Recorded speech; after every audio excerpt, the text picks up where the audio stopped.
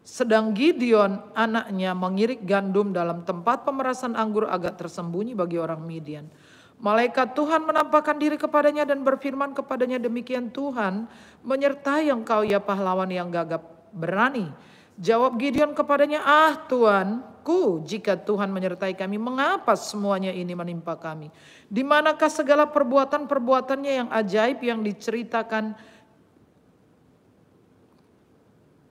oleh nenek moyang kami kepada kami ketika mereka berkata, bukankah Tuhan telah menuntun kita keluar dari Mesir, tapi sekarang Tuhan membuang kami dan menyerahkan kami ke dalam cengkeraman orang Midian.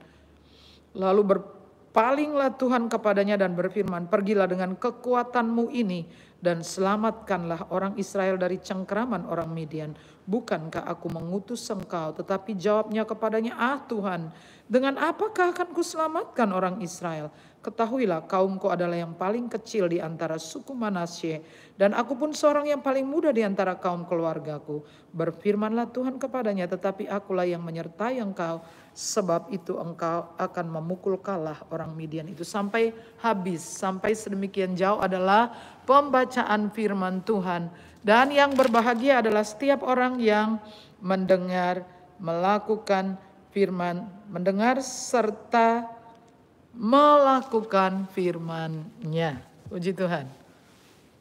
Jadi saya katakan tadi bahwa kehidupan spiritual mereka itu seperti grafik naik turun, naik turun, naik turun.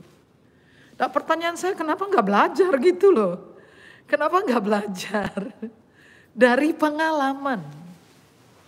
Dan di bagian ini kita melihat bahwa hal pertama yang terjadi adalah bahwa orang Israel melakukan apa yang jahat di mata Tuhan.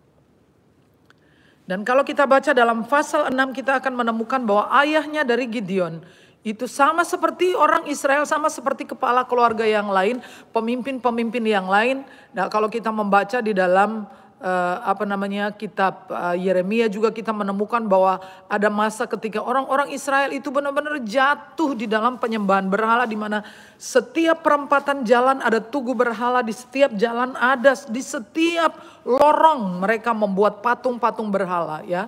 Can you imagine bahwa bangsa ini yang melihat mujizat-mujizat, ya oke lah mereka yang masuk di tanah perjanjian tidak melihat, tapi orang tua mereka mengajarkan kepada mereka tentang perbuatan-perbuatan Tuhan yang ajaib, dan akhirnya mereka jatuh dalam penyembahan berhala.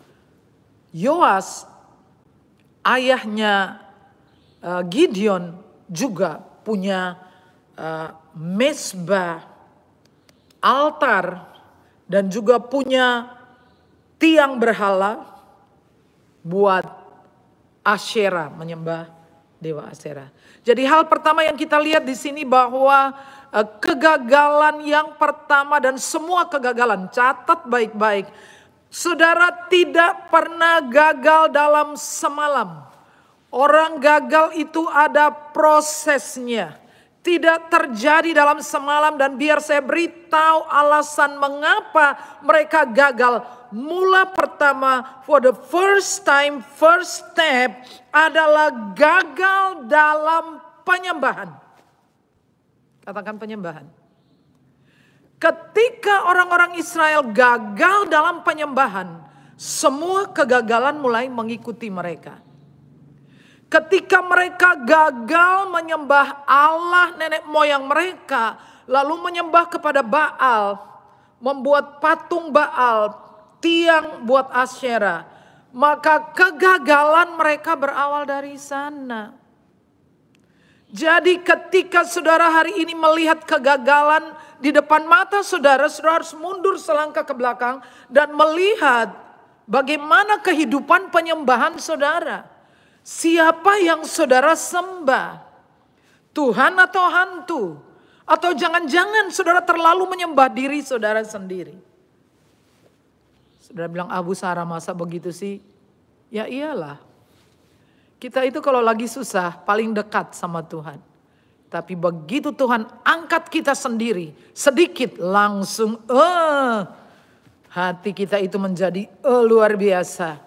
Dan doa gak butuh, penyembahan gak butuh, ke gereja gak butuh, apalagi melayani Tuhan.